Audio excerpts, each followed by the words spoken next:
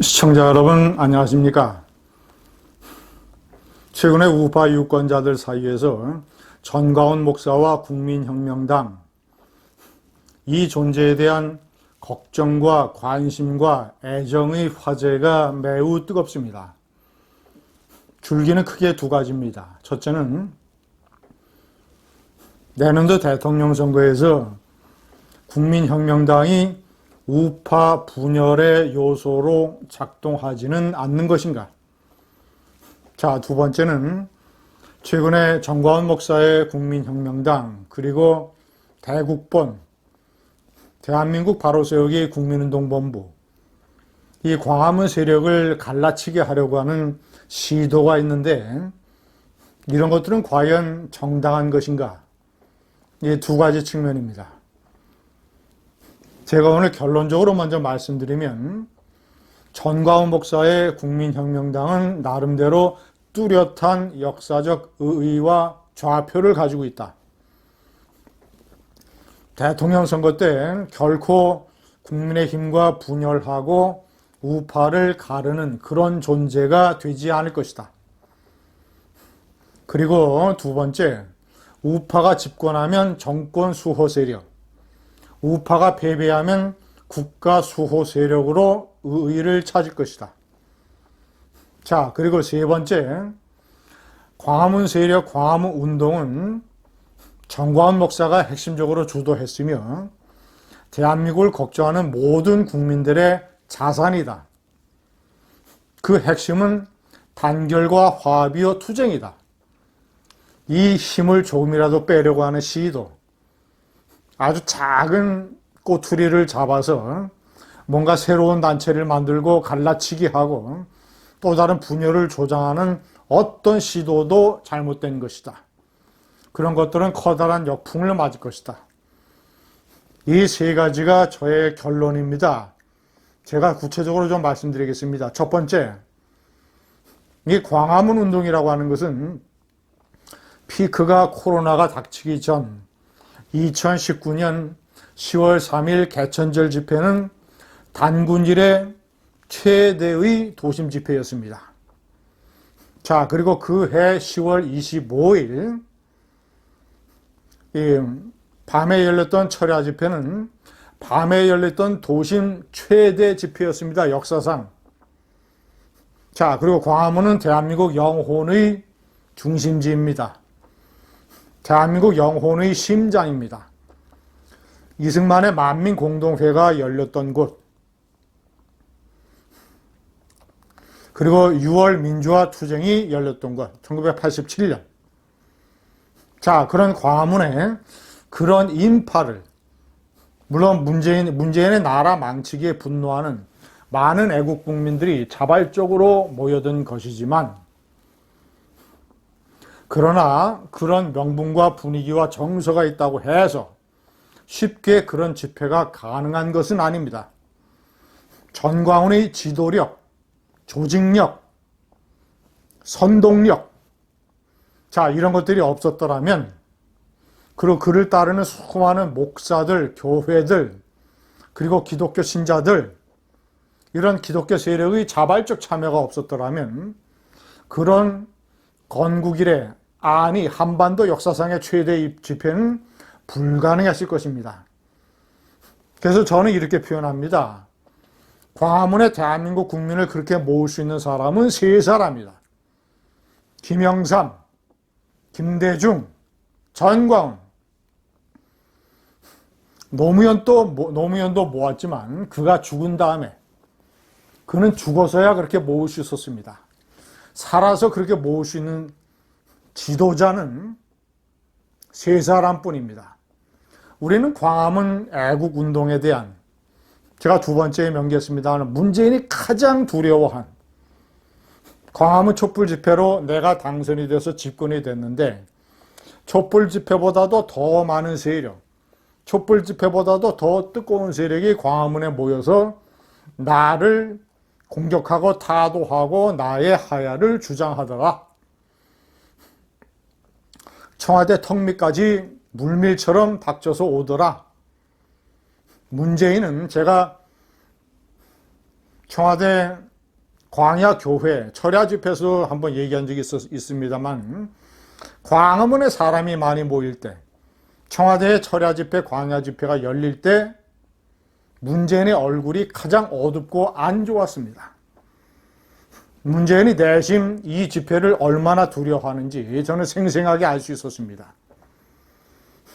그런 광화문 세력, 광화문 운동은 시대가 바뀌어도 하나의 중요한 세력으로 존치하도록 존재해야 됩니다. 세력화해야 됩니다. 그래서 제가 세 번째, 국민혁명당의 의의를 제 나름대로 좌표 설정을 해두고 있습니다. 국민혁명당은 2016년 총선 앞두고 만든 기독자유당, 그것이 2020년 총선 다시 당명을 바꿨던 기독자유통일당. 자, 그것이 두 차례 선거에서 비례대표 원내 진입에 실패한 이후에 지난 2021년 6월 달에 국민혁명당으로 당명을 다시 바꾸고 체제를 완전히 바꾸고 전광훈 목사가 대표라는 전면에 나섰습니다. 첫째, 국민혁명당은 아마도 대통령 후보를 낼 것입니다. 대통령 후보를 내지 않는 정당은 의의가 없기 때문에. 그러나 어쨌거나 내년 대통령 선거 때 국민의힘과 우파 단일 후보를 만들 것이다. 어쨌거나 분열해서 각자 출마하는 일은 없을 것이다. 결론적으로 우파 단일 후보, 단일 세력을 만들 것이다. 제가 장담하고 확신합니다. 자, 그리고 또 하나 중요한 의의. 만약에 우파의 후보가 대통령이 돼서 우파 정권이 집권을 하면 민노총을 포함한 좌파의 핵심 세력들은 제2의 광우병 사태를 만들어서 우파 정권을 크게 흔들려고 할 것입니다. 왜냐? 국회에서 과반수를 가지고 있기 때문에 광장에서 흔들면 우파 정권이 쪽도 못 쓸 것이다. 이런 전략을 구사할 것입니다.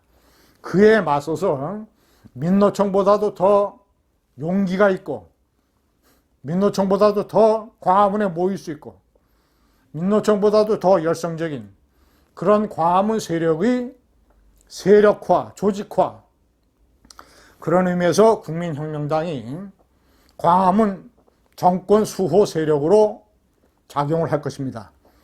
만약에 우파가 실패하고 좌파가 재집권하면 대한민국 망치기 시즌2, 그 좌파 정권에 맞서서 작년, 재작년 광화문 사태보다도 더욱더 뜨겁게, 더욱더 많은 사람들이 광화문에 모여서 좌파 정권 나라 망치기 시즌2로부터 나라를 수호하려고 하는 국가 수호 운동을 벌일 것입니다.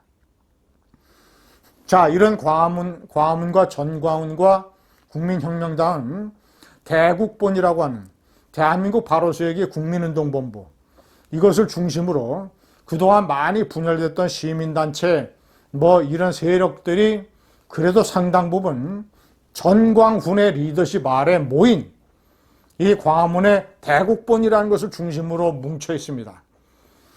그런데 최근에 은평제일교회라고 하는 대형교회의 심하보 목사, 자, 그리고 그를 지지하고 또 서로 상호 지지한 상호 배후 세력이 되는 대한민국 장로연합회의 회장 이한열 장로, 이런 몇몇 사람들의 중심이 돼서 구국본이라고 하는 대국본에서 뛰쳐나와서 대국본과 광화문 세력을 갈라치게 하는 구국본이라고 하는 단체를 만들어서 커다란 분열의 우려와 갈등을 조장하고 있습니다.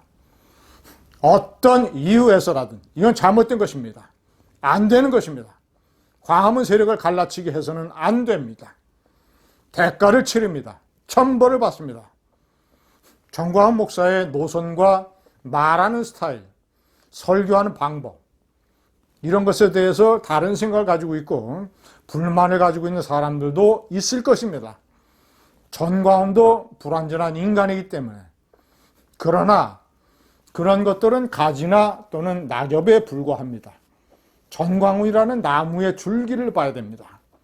전광훈이란 나무의 줄기는 광화문 운동, 애국운동, 광화문 세력입니다. 전광훈은 돈이나 여자나 어떠한 비리 스캔들도 일으킨 적이 없습니다. 전광훈은 그가 깨끗하지 못하다라는 증거가 드러나는 게 하나도 없습니다. 전광훈은 그런 의미에서 광화문 세력의 중심 지도자가 되기에 충분합니다.